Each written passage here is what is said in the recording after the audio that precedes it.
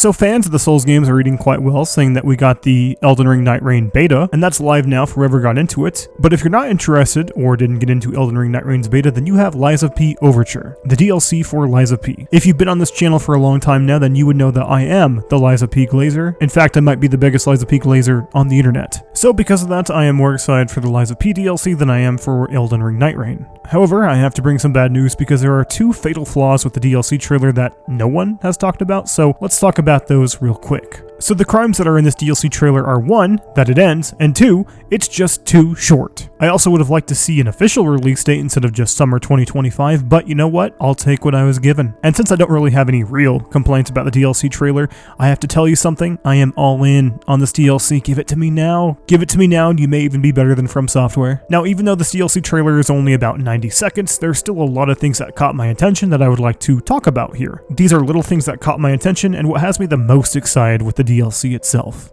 So in case you didn't know, this DLC is actually a prequel. Let me just read this to you real quick. As Geppetto's strange puppet, P, you will come into contact with a strange artifact that allows you to travel back in time to Krat, alongside the legendary stalker Leah, and uncover the dark secrets that led to its destruction. Developer Round 8 Studio says that players can expect opulent locations to explore, mysteries to uncover, and of course, cunning enemies to test your skills against. P will be able to make use of new weapons and an additional combat style to help him survive against overwhelming odds. Now, as for what that new combat style really is, I'm not going to comment too much on it as it's probably just an extra weapon type that you can use. You know how Shadow of the Erdtree introduced great katanas, and that's kind of a new fight style that you can use? Well, I kind of imagine that's what Lies of P is trying to sell. We even kind of see this in the trailer as you have some Wolverine claws that you can use. I could be way off because as far as I know, there's no way to ascertain what this new fight style will be, but I'm just going to assume it's a new weapon style that P can use. What I really like here, though, is how it talks about we are going to be traveling back in time to Krat alongside legendary stalkers. We already saw Aladoro in this trailer, but what I really like about this DLC and what Round 8 Studio has done with the game is that this isn't kind of shoehorned into the middle of the game like a lot of DLCs do nowadays. Putting a DLC in the middle of the story is quite predictable now, if you ask me. Even DLCs that I really like, such as Shadow of the Erdtree or Phantom Liberty, both take place kind of in this weird middle ground in the game itself. And having something as simple as a prequel makes this fundamentally more interesting, if you ask me. Ji-won Choi, the director of Lies of P, actually had something to say about that, and I'll read you his quote here. Through Lies of P Overture, we aim to fully refine, forge, and complete the story as we originally envisioned it. There's a term in movie making known as the director's cut. This version differs from an initial theatrical cut and usually includes additional footage the filmmaker believes perfects the work. With Lies of P Overture, I wonder if we subconsciously aim to create a developer's cut of Lies of P. So I have to say that I agree with Ji-won Choi's logic. I think seeing Krat when it's on the verge of collapse will be a nice way to make the DLC feel fresh, but also familiar at the same time. Now that's all great, and in this 90-second trailer, I have a handful of things that really stood out to me that I want to now talk about. Something that Lies of P has always done really well, with what is most likely a limited budget, is casting good voice acting talent, even if the voice acting talent doesn't have a lot of words to say. From Software obviously has better voice acting talent that they can cast because they have more budget, most likely, but Lies of P has always had better voice acting performance than bad voice acting performance. The classic example is how Margit is Geppetto in the game itself, and I think that Geppetto is one of the stronger voice acted characters in Lies of P. The DLC introduced a lot of new voices that may sound familiar to you, and if you've played Baldur's Gate 3, then just take a listen to this voice line and tell me who you hear. What a pleasure to meet a stalker worthy of the name. It's been far too long.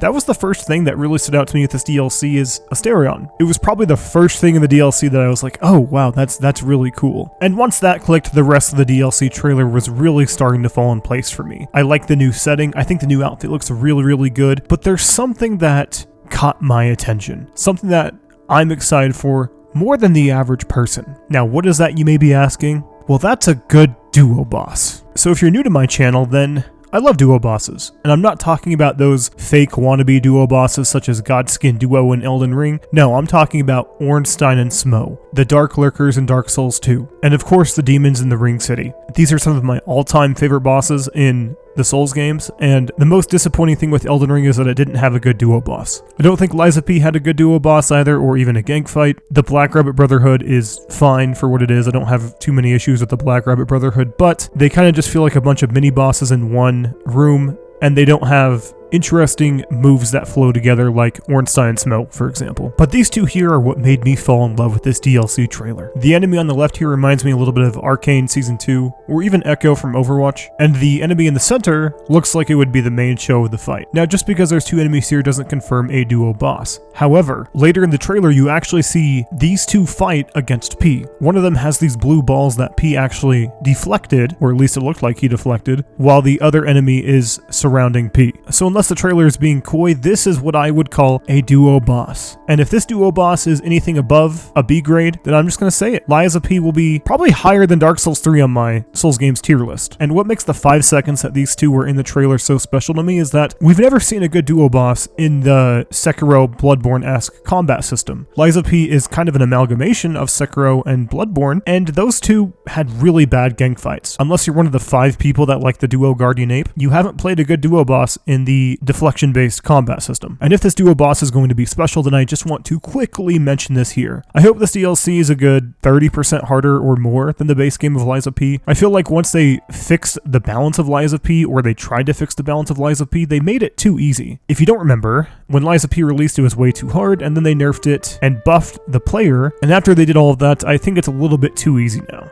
Video game balance is hard and it's also subjective, so I don't want to say that it is too easy, as each player's experience will differ. And dealing with balance, we saw a handful of new weapons in this DLC trailer and prosthetic arms as well. You guys know me, I am a strength player, so of course the strength weapons really stood out to me, but one thing that I want the DLC weapons to really go in on is making them even more powerful, even more flashy, and make them look all around even better and stronger. If this DLC launches and the weapons are blowing the base game weapons out of the water, I think that's a good thing. I want more power in this DLC, and if the players get the DLC weapons and go back to the base game and slaughter the base game, who cares? The game is done by this point. They're only doing one DLC, or at least most likely they're only doing one DLC. So if we go into the base game completely overpowered, fine, let it be. And I think that the weapons are very, very strong in Lies of P, but one thing that Lies of P doesn't do as well as I think they could have are, of course, the prosthetic arms. Most of the arms in the base game aren't that interesting. In fact, I didn't even use many of them. I tried them all out, but I didn't think they were all that useful. The only one that I found really useful was the shield. Other than that, they were a little bit gimmicky or a little bit odd. I'm sure you can fit them into a build with very specific scenarios, but for the most part, I didn't use them that often. So the prosthetic arms can use a real step up in overall design. And I think that the DLC has shown that they understood the arms aren't that interesting and they are planning to make them as interesting as they possibly can. The two arms that I noticed in the DLC trailer are most likely going to be aggressive prosthetic arms that are going to be used for ranged damage. As you can see here, the arm here has some sort of gun attached to it, whether that's a pistol like we have in the base game or some sort of shotgun could definitely be plausible. I do think that the overall artistic design looks really good here, and they also looked really good in the base game as well. I just have to say that range damage isn't that interesting to me, as we already have that in the base game. Something that Sekiro did really well with its arms is that there's a lot of really niche arms in that game that only have a few uses within certain bosses. For example, the thrusting spear doesn't have many uses outside of the Guardian Ape, but that's beside the point. Right now, at least, this looks like some sort of shotgun, and how good, useful, and fun it will be is to be determined. The next combat arm that we saw is a ranged bow that looks a little bit more